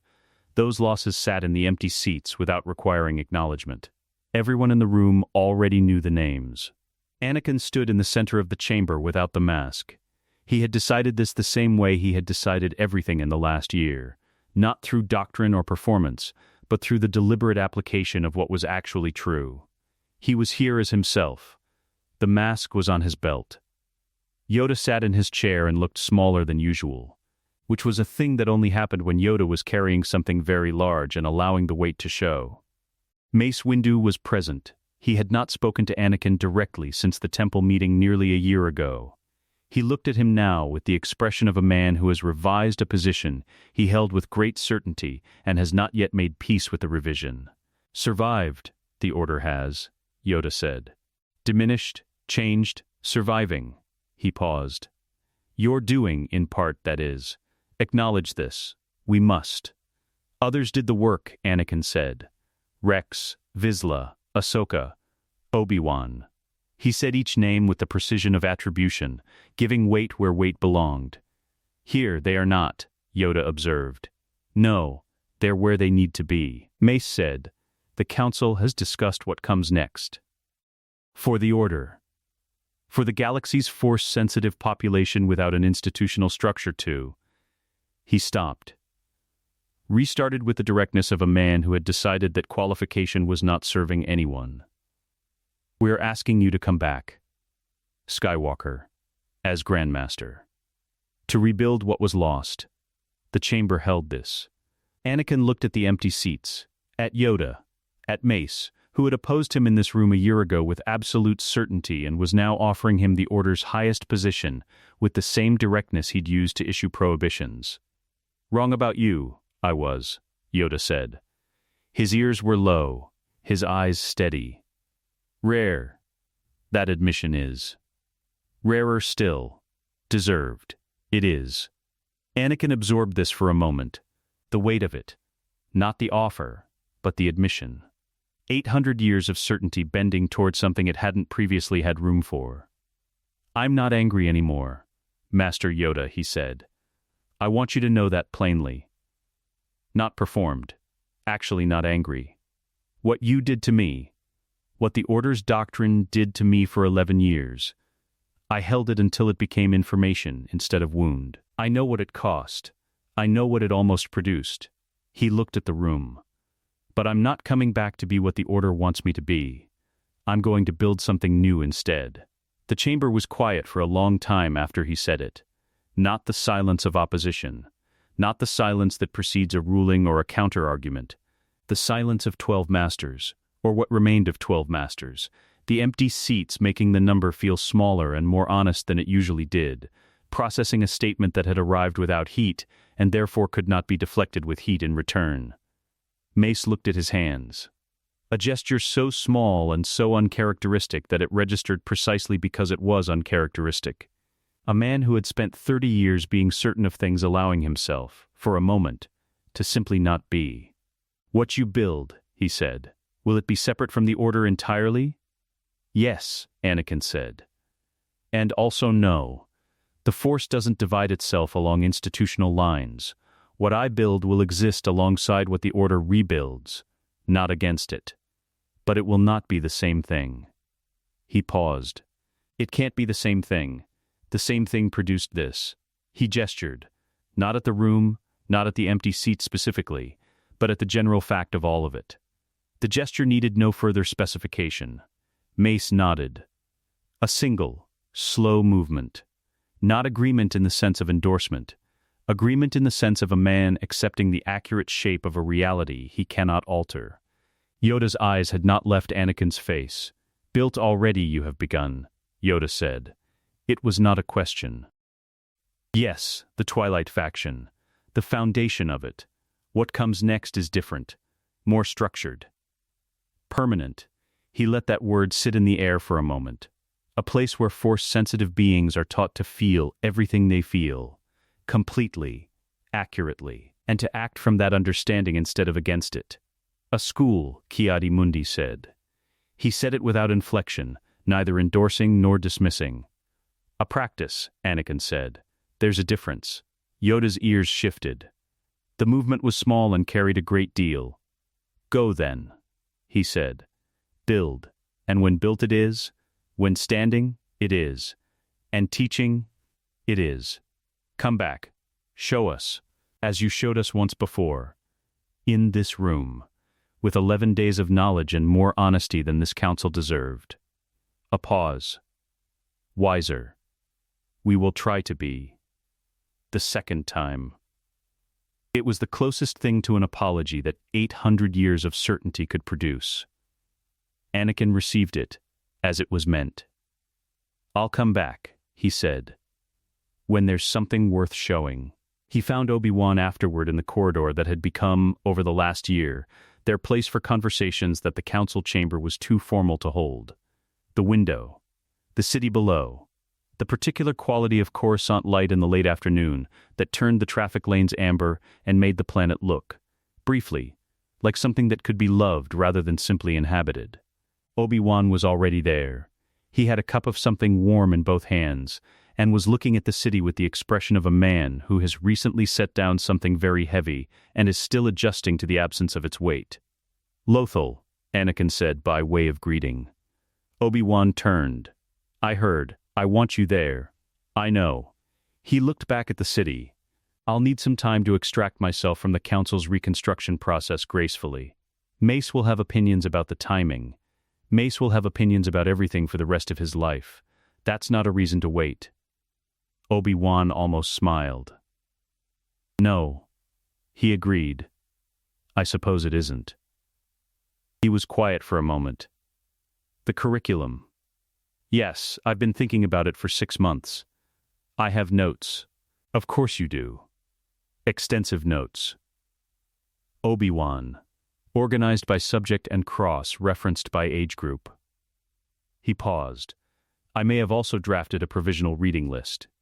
Anakin looked at him for a long moment, at the man who had raised him, argued with him, filed formal reports about him to a council whose certainties had turned out to be considerably less certain than advertised, and then shown up alone on an Outer Rim transport because he didn't stop looking. "Thank you," Anakin said. "Not for the notes. For all of it." Obi-Wan understood this. He always had. "Don't make it sentimental," he said. "I'm doing it because the alternative is watching Mace rebuild the same architecture that failed the first time and calling it reform. That's not why you're doing it." "No," Obi-Wan admitted. "It isn't." He turned back to the window. "Lothal, open country? Wind, weather, A sky that shows clouds instead of traffic. That sounds, Obi-Wan said carefully, almost tolerable.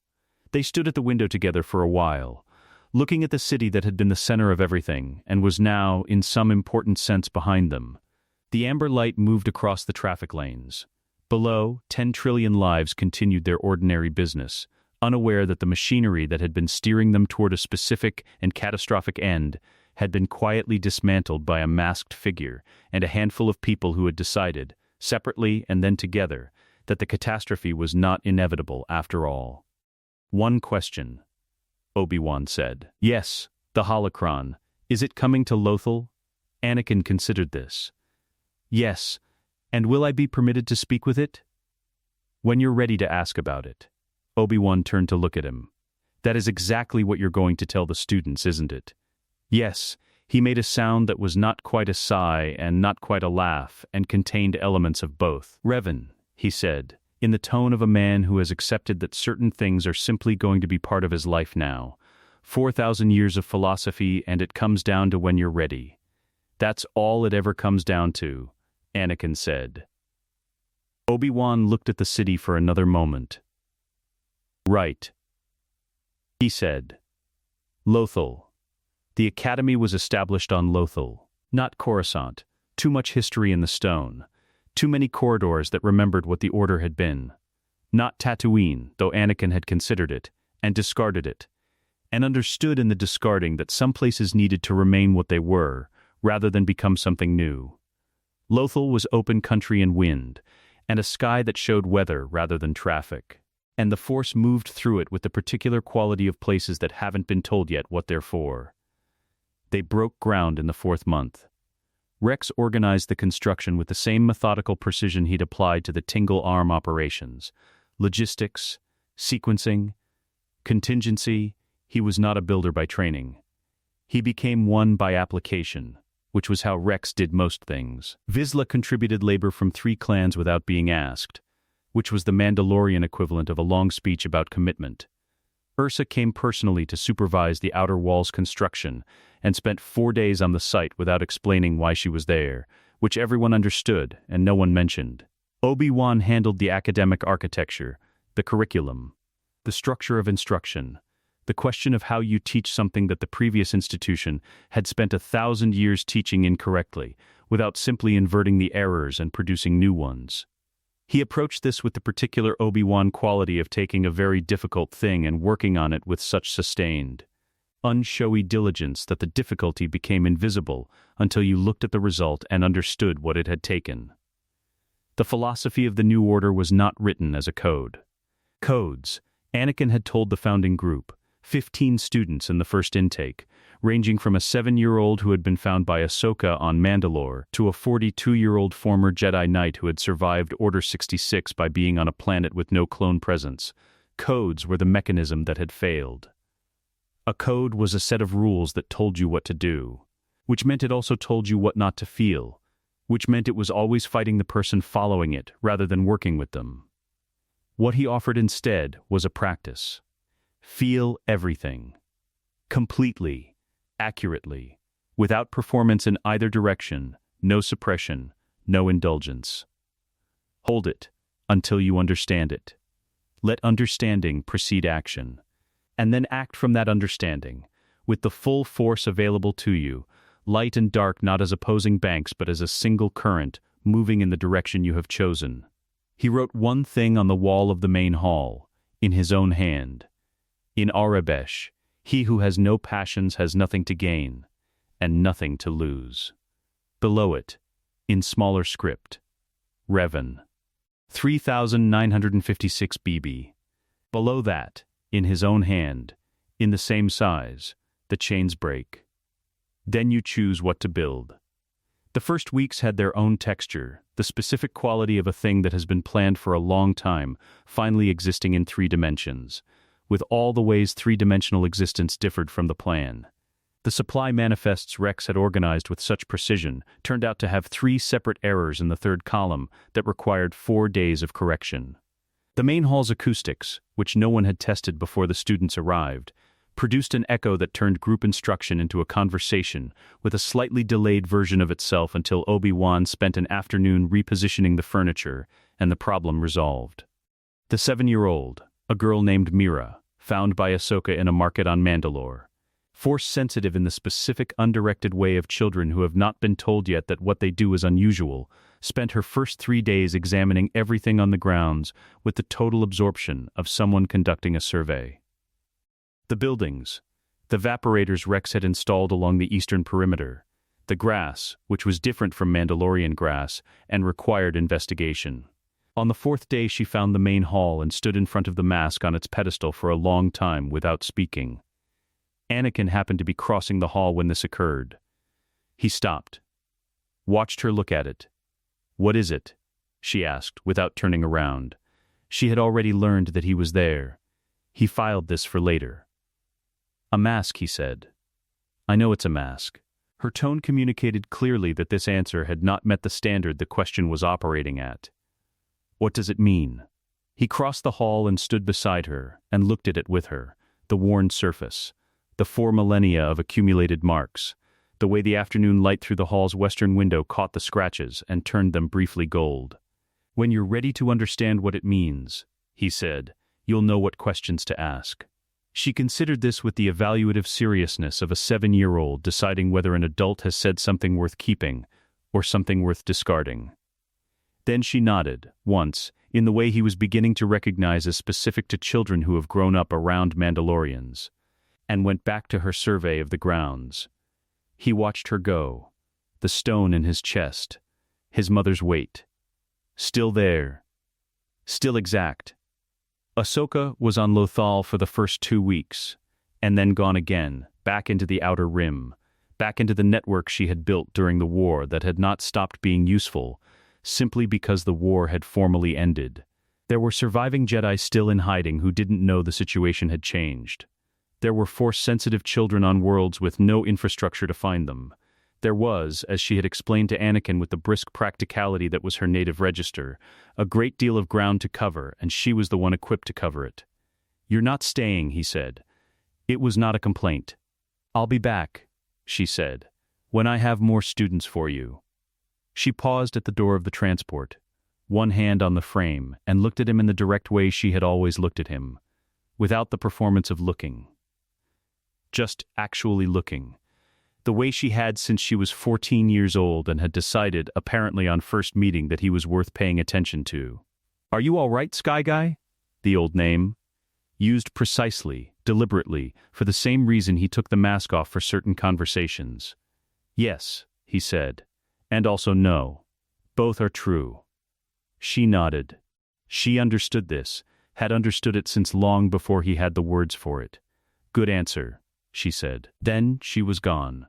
The transport lifting into a Lothal sky that was doing something complicated with clouds and late light, turning the grasslands below it amber and gray in alternating bands. He watched it until it was a point, and then nothing. Rex found him on the hill above the academy that evening. This had become a pattern without either of them deciding it would be. The hill. The view of the building below. The particular hour when the day's operational business was finished, and the next day's hadn't started yet, and the two of them standing in the space between with nothing required of either. "Supply issue on the 3rd column is resolved," Rex said. "I heard. Obi-Wan wants to discuss the reading list at morning meal. He always wants to discuss the reading list. He's added 17 items since last week. That's actually fewer than I expected." Rex made a sound that was not quite a laugh. He stood with his hands behind his back and looked at the building below, the warm lit windows, the sound of voices carrying up the slope, the outer wall that Ursa's people had built, with the specific Mandalorian quality of constructing things to last, rather than to impress. "It's real," he said. "Yes." Rex was quiet for a moment. Not the silence of someone who has run out of things to say. Rex never ran out. He simply rationed. But the silence of someone letting a thing be what it was without commentary. Then, Fives would have liked this. The name sat between them in the evening air, simple and complete, and carrying everything it carried. "Yes," Anakin said, He would have. Another silence. The grasslands moved in the wind below them, the long amber grass catching the last of the light and releasing it in slow waves. Somewhere inside the academy a door opened and closed. A voice, young, one of the students, he couldn't tell which one, said something that dissolved into laughter before it reached the hill. "What happens now?" Rex asked. Not tactically, not logistically. The plain question, asked by someone who had spent his entire existence inside a structure that told him exactly what happened next, and was still, after everything, learning what it felt like to live in the absence of that structure. Anakin looked at the building, at the warm-lit windows. "Now we find out," he said. Rex nodded. He seemed to find this sufficient. Padmé found him on the hill later, after Rex had gone in to review the next day's manifests and the academy had settled into its nighttime register, quieter, but not silent. The sounds of a building that had people in it rather than the silence of a building that was simply standing. She did not announce herself. She came up the hill and sat beside him in the grass and looked at the building below and did not speak for a while, which was one of the things he had loved about her since the beginning. The ability to be present without converting presence into performance. Luke was asleep in the carrier on her back. Leia was asleep against her shoulder. One small fist closed around a fold of Padmé's sleeve, in the specific grip of someone who intends to hold on regardless of what happens. They had been born 4 months ago, in a room with actual sunlight in it. In a house on Naboo, where Anakin had been present for every hour of the preceding months, and where the delivery had been attended by people who knew their names, and were glad to say them. There was no prophecy around their birth, no secrecy, no senator hiding a pregnancy, no Jedi Knight concealed from the Order's knowledge. Just 2 children, arriving into a galaxy that was not the one they would have arrived into if nothing had changed. Padmé looked at the academy. "It's real," she said. Rex said the same thing. "We're both right." She leaned her head against his shoulder. Luke shifted in the carrier and settled. Leia's fist tightened on the sleeve and then relaxed. "Are you all right?" she asked. Not a senator's question, not a formal question. The plain one, asked by someone who already knew the terrain of the answer and wanted to hear it anyway. He thought about it with the honesty that Revan's teaching had made non-negotiable. The requirement to look at a thing accurately before speaking it. The stone in his chest. His mother's weight. Still there. Not diminished. Not resolved into something else. Present and specific and held. "Yes," he said. "And also, no. Both are true." She nodded. She understood this. Leia made a small sound in her sleep. Not distress. Just the sound of a person whose dreaming self has encountered something worth commenting on. Padmé adjusted her hold without waking her. Luke slept on with the total commitment of someone who has decided that sleep is the current priority and nothing is going to alter that assessment. "She's going to be trouble," Padmé said, meaning Leia. The tone was not concerned. "She's going to be extraordinary," Anakin said. "Those aren't mutually exclusive." "No," he agreed. "They're not." In the main hall of the academy, on a stone pedestal at the room's eastern end, the mask sat in the fall of evening light. Not worn, not sealed, not a trophy, and not an idol. A relic, the word used for objects that have been through enough history to carry it visibly. Objects that mean something beyond their material existence because of everything that moved through them. The first students had looked at it when they arrived. Some with recognition, the ones from Mandalorian backgrounds who knew the shape of it from cultural memory. Some with curiosity. Some with the specific expression that young people produce when they understand that something is significant without yet knowing why. Anakin had not explained it. He had told them, "When you're ready to ask about it, ask. The answer requires that you have first learned something about yourself. Not about Revan, not about the mask, not about the Sith or the Jedi or the Mandalorian Wars. About yourself." They would get there. The evening light moved across the mask's worn surface, the scratches and marks of 4 millennia catching shadow and releasing it. On the hill above, 2 children slept. Inside the building, Rex was reviewing supply manifests with the dedication of a man who has found, improbably, a version of peacetime that fits him. Down a corridor, Obi-Wan was adding to a reading list that was going to require its own separate document to contain. In the main hall, the mask waited on its pedestal with the patience of something that had already waited 4,000 years and understood that waiting, done correctly, was its own form of purpose. He did not become the mask. He made the mask remember what it meant to choose. Let us know what you'd like to see next. The end.